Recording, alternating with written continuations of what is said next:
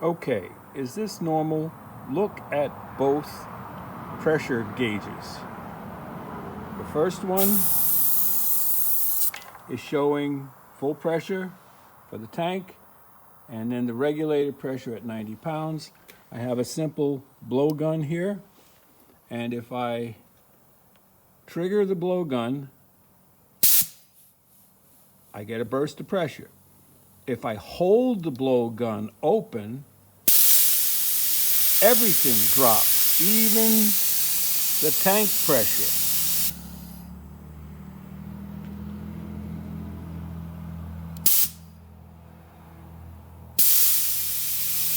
Is this normal?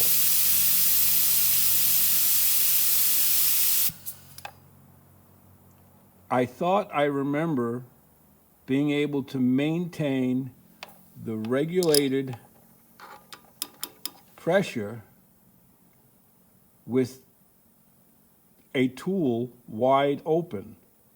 The way this is right now, I cannot operate an air tool.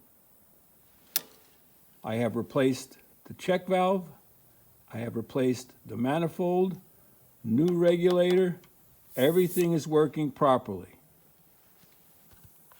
Help this old man out. Thank you.